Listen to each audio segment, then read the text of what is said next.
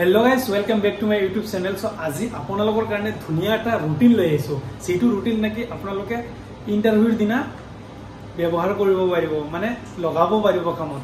11.30 সেকেন্ডত কেনেকে running complete কৰিব পাৰিব ইন্টাৰভিউৰ দিনা। প্ৰেক্টিছৰ কথা কোৱা নাই, প্ৰেক্টিছটো তো বেলেগ, কিন্তু ইন্টাৰভিউৰ দিনা কেনেকে 11.30 সেকেন্ডৰ তলত আপোনালোকে মাৰিব পাৰিব তাৰে ৰুটিন লৈ আহিছো। আৰু এটাকে পাকত কিমান সময় দিব লাগিব, কোনটো পাকত স্পীড দিব লাগিব, কোনটো পাকত টাইমিং কম লগাব লাগিব, কোনটো বেছি লগাব লাগিব। সো গোটেই আলোচনা কৰিম এই ভিডিঅ'টো অকমান দীঘলীয়া হ'ব, চাই থাকিব।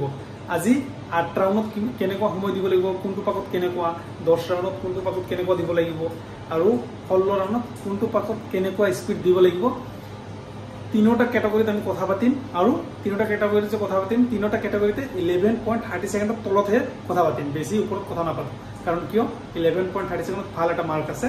সো বলক আমি বেছি দেৰি নকৰি ভিডিঅ'টো আৰম্ভ কৰোঁ, কাৰণ তিনিটা টপিকত কথা পাতিব লাগিব, বহুত লং হৈ যাব ভিডিঅ'টো। আৰু ভিডিঅ'টো শেষলৈকে চাব, স্কিপ নকৰাকৈ, নহ'লে বুজি নাপাব, ঠিক আছে। যিহেতু আৰু ইণ্টাৰভিউত ঘড়ী হাতত পিন্ধিব দিয়া নাই, তাৰ কাৰণে নিজে আইডিয়াকে মাৰিব লাগিব। প্ৰেক্টিছত নিজে আইডিয়াকে মাৰিব লাগিব, ঘড়ী নিপিন্ধাকে, ঠিক আছে।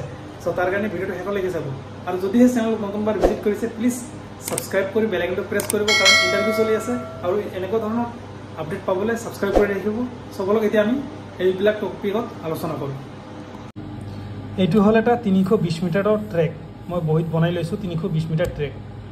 আৰু এয়া চাওক, এইটো হ'ল 320 মিটাৰৰ ট্ৰেক, এইটো হ'ল ষ্টাৰ্টিং পইণ্ট বনাই লৈছোঁ মই। আৰু এইটো ট্ৰেকত আপোনালোকে 11:30 মিনিটত কেনেকৈ কমপ্লিট কৰিব পাৰিব তাৰে এটা মই সৰু এটা ভিডিঅ' লৈ আহিছোঁ। কোনোবাই আকৌ বেয়া কমেণ্ট নকৰিব যে নিজে কিমানত মাৰিছা। মই ভাই নিজে মই 11.20 সেকেন্ডত মাৰিছোঁ, ঠিক আছে। আগতে কৈ লৈছোঁ, বেকাৰ উস্তাদি নেদেখাব, যদি চাব মন নাই নাচালে হ'ল মোৰ ভিডিঅ'। তো 1 নম্বৰ কথা হ'ল, 1 নম্বৰ পাক ফাৰ্ষ্ট ৰাউণ্ড কেনেকৈ মাৰিব। ফাৰ্ষ্ট ৰাউণ্ড একচুৱেলি নিজৰ মতে মাৰিব লাগে, আৰামত। 1.15 সেকেন্ড ৰাখিছোঁ, কাৰণ যিহেতু 320 মিটাৰৰ ট্ৰেক, তাৰ কাৰণে 1.15 সেকেন্ড ফাৰ্ষ্ট ৰাউণ্ডত ৰাখিছোঁ। ছেকেণ্ড ৰাউণ্ডতো ছেইম ৰাখিছোঁ টাইমিং 1.15 সেকেন্ড।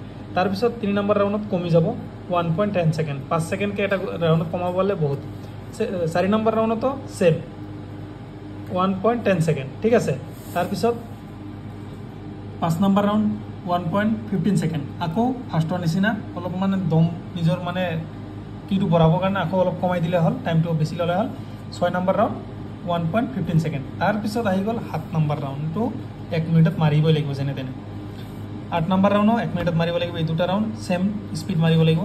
তাৰপিছত 9 নম্বৰ ৰাউণ্ড আহিল 1.10 সেকেন্ড, এইটোত অলপ মানে দম লৈ অলপ শ্ল' কৰি এইটো ভালকৈ অলপ মাৰি দি, তাৰপিছত আহি গ'ল 10 নম্বৰ ৰাউণ্ড। 10 নম্বৰ ৰাউণ্ড যিমান স্পীড পাৰে, মই 1 মিনিট লিখিছোঁ, 1 মিনিটত তলত মাৰিব চেষ্টা কৰিবা, তেতিয়াহে ভাল এটা মাৰ্ক পাব, ঠিক আছে। আৰু চাৰ্টখন এয়া ধুনীয়াকৈ বনাইছোঁ মই, এয়া চাওক। এইটো হ'ল আমাৰ 320 মিটাৰৰ ট্ৰেক। এতিয়া আমি 400 মিটাৰ ট্ৰেকত কথা পাতিম, বলক। এইটো হ'ল 400 মিটাৰৰ ট্ৰেক, এয়া দেখি পাইছে 400 মিটাৰৰ ট্ৰেক ধুনীয়াকৈ বনাই লৈছোঁ। ট্ৰেকটো দেখুওৱা নাই, মাৰ্কখিনি এতিয়া দেখুৱাম যে কেনেকৈ কিমান টাইমত মাৰিব লাগিব কোনটো ৰাউণ্ড, ঠিক আছে।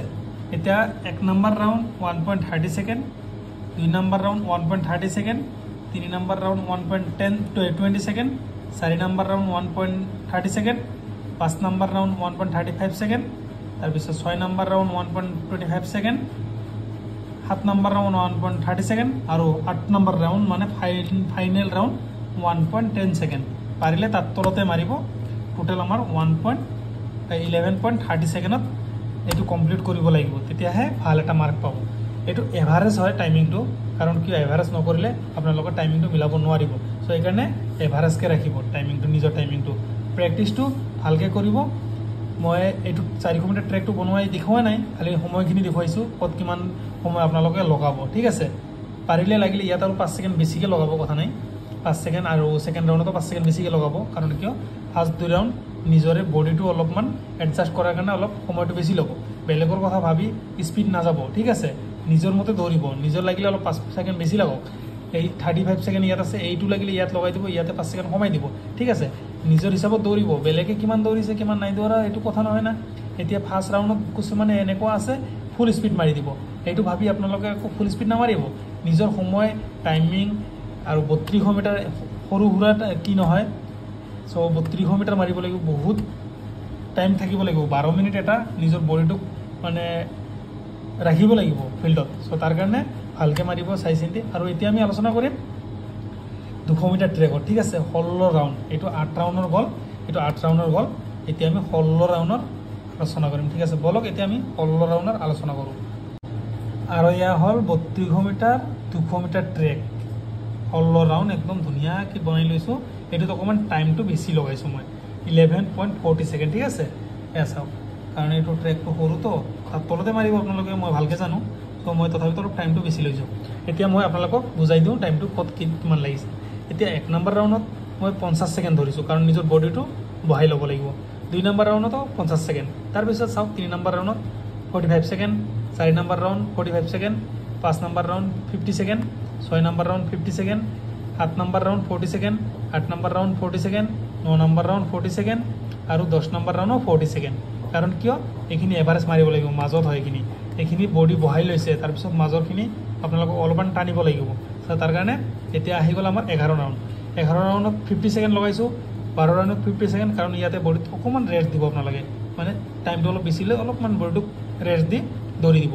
তাৰপিছত 13 ৰাউণ্ড 40 ছেকেণ্ড, আৰু 14 ৰাউণ্ড 40 ছেকেণ্ড, 15 ৰাউণ্ড 35 ছেকেণ্ড, আৰু ফাইনেল ৰাউণ্ড মানে 16 ৰাউণ্ড 35 ছেকেণ্ডে আছে। কিন্তু ইয়াত আপোনালোকে পাৰিলে 30 ছেকেণ্ডত কমপ্লিট কৰাৰ চেষ্টা কৰিবা, কাৰণ কিয় এইটো ফাইনেল ৰাউণ্ড, জীৱন এৰি দিবা, যিমান হয় হৈ যাব, তেতিয়াহে 11.30 ছেকেণ্ডত তলত আহিব।